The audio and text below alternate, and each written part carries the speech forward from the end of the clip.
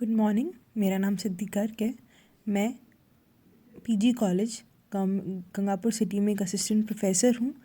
आज हम कल का कंटिन्यूशन में बात करेंगे प्रिंसिपल ऑफ इंश्योरेंस। हम already 2 principle of insurance discuss कर चुके हैं।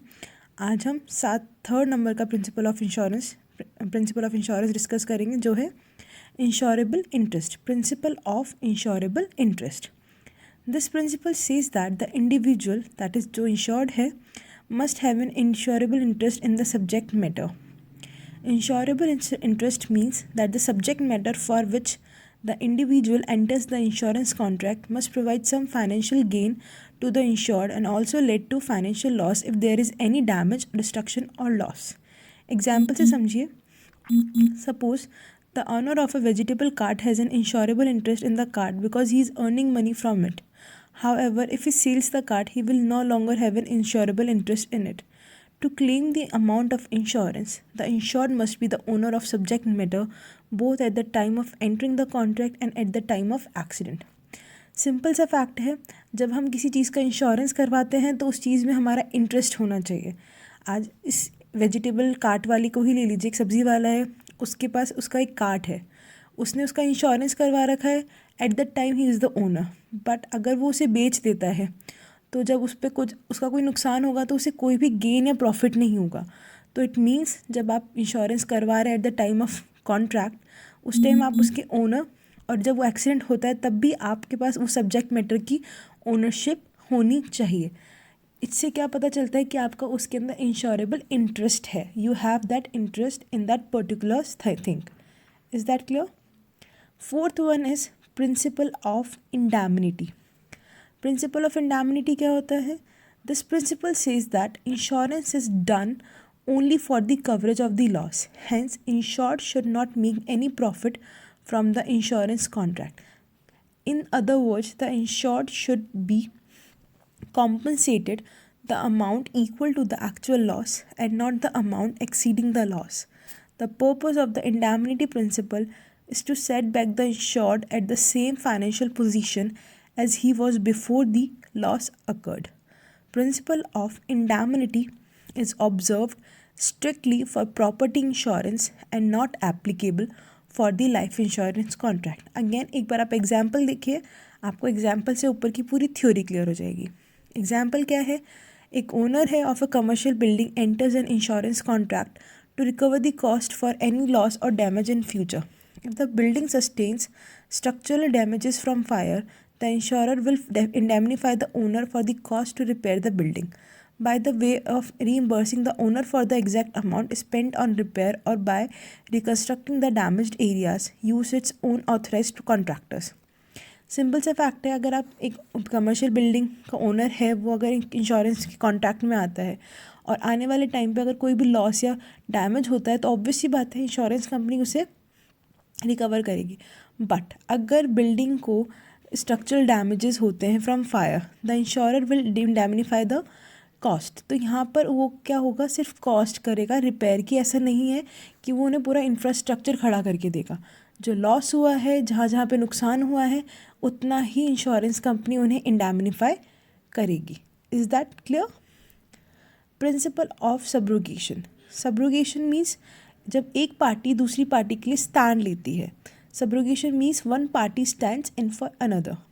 As per this principle, after the insured, that is, the individual has been compensated for the incurred loss to him on the subject matter that was insured, the rights of the ownership of that property goes to the insurer, that is, the company. Subrogation gives the right to the insurance company to claim the amount of loss from the third party responsible for the same. अब यहाँ पे stand की बात है तो example से देखिए, if Mr. A gets injured in a road accident due to reckless driving of a third party, the company with which Mr. A took the accidental insurance will compensate the loss incurred to Mr. A and will also sue the third party to recover the money paid as claim. Example बहुत easy है। अगर mister A का एक road accident में वो injured हो जाते हैं और उन्होंने खुद का इंश्योरेंस करवा रखा होता है, बट वो एक्सीडेंट किसकी वजह से होता है? किसी की लापरवाही की वजह से। किसी कोई लापरवाही से ड्राइविंग कर रहा होता है, दैट इज़ थर्ड पार्टी। तो कंपनी मिस्टर ए को तो भुगतान करेगी, बट वो उस थर्ड पार्टी को स्यू करेगी और उससे वो भुगतान के पैसे कोशिश वो करेगी रिकवर करने की। क्लियर? इसे बोलते हैं सब्रोगेशन। यहाँ पे इंश्योरेंस कंपनी ने स्टैंड लिया है मिस्टर ए का और थर्ड पार्टी से जिसकी वजह से उन्हें ये लॉस हुआ है उनसे रिकवर करने की कोशिश करेगी। अब है principle of contribution. Contribution principle applies when the insured takes more than one insurance policy for the same subject matter. It states that the same thing as in the principle of indemnity, that is, the insured cannot make a profit by claiming the loss of one subject matter from different policies or companies. बहुत easily समझ जाएंगे। Suppose एक ही चीज़ का आपने 4 insurance company से बीमा करवा रखा है, तो ऐसा नहीं है ना कि चारों कंपनी आपको वो है चीज़ 10 लाख की, बट आपने चारों से कंपनियों से अलग अलग करवा के आपने उसकी पूरी कॉस्ट से ऊपर ही उससे रिकवर कर लिया। ऐसा नहीं होता है। वहाँ पे क्या करेगी, चारों कंपनीज कंट्रीब्यूट करके आपको उस चीज़ का पैसा देती है। एक प्रॉपर्टी वर्थ रुपीज़ कितने 5 लाख की is insured with company A for rupees 3 lakh with company B for rupees 1 lakh. The owner in case of damage to the property for 3 lakhs can claim the full amount from company A, but he cannot claim any amount from company B. Then company A can claim the proportional amount reimbursed value from company B. Simple है, 5 लाख उसकी value थी, company ए ने 3 लाख का insurance दे रखा था, company B ने 1 लाख का। Damage कितने का हुआ? 3 लाख का। तो अब कंपनी ए पूरा ऐसा नहीं है कि वो देगी, वो चाहे तो जो उसका प्रोपोर्शन है कंपनी बी का वो उससे रीइम्बर्स करवा सकती है। That is called the principle of contribution. अब लास्ट आता है अपना principle of loss minimisation. This principle says that as an owner it is obligatory on the part of the insurer to take necessary steps to minimize the loss to the insured property. The principle does not allow the owner to be irresponsible or negligent just because the subject matter is insured. Sometimes क्या होता है कि जो insured होता है ना वो लापरवाह हो जाता है, रिस्पॉन्सिबल हो जाता है कि तो इंश्योरेंस हो रखा है, मैं क्यों इसको देखभाल करूँ, तो वो इरिस्पॉन्सिबली उसका काम करता है, नेग्लिजेंट हो जाता है। बट ऐसे नहीं होता। सपोज़ एक फ़ायर ब्रेकआउट हुई है एक फैक्ट्री में, तो आपको एक रीज़नेबल स्टेप लेनी चाहिए ताकि वो फायर कम हो जाए, मतलब वो फायर पूरी फैक्ट्री में ब्रेकआउट ना हो। You can not just stand back कि आप वहाँ पे खड़े हैं, ना आपने कोई फायर ब्रिगेड को कॉल किया, ना आप कोई हेल्प कर रहे हैं और आप अलाउ कर रहे हैं पूरे फायर बर्न, मतलब वो पूरी फैक्ट्री को बर्न आउट कर दे, बिकॉज तुम्हें पता है इंश्योरेंस कंपनी कॉम्पनसेट करेगी। This is wrong. This is called the principle of loss minimisation. तो देयर आर 7 प्रिंसिपल्स जो हमने पढ़े।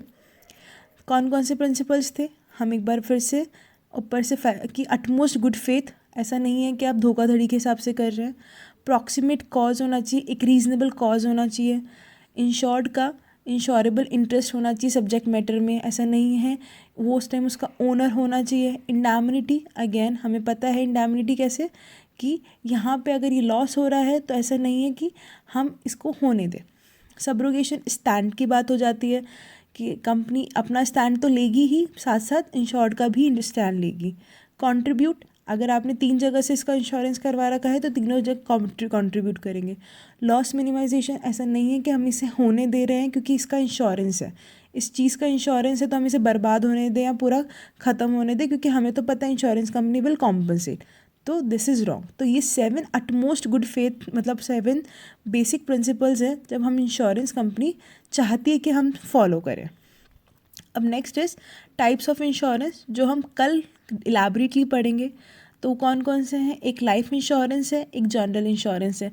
जनरल इंश्योरेंस में बहुत सारे आते हैं, मरीन, फायर, एक्सेट्रा। तो वो चीज़ हम आगे डिस्कस करेंगे broadly. I hope you are getting it. Please ये 7 जो प्रिंसिपल्स हैं इन्हें एक बार रिवाइज़ कीजिए। कल की क्लास में हम टाइप्स ऑफ इंश्योरेंस पढ़ेंगे। Thank you.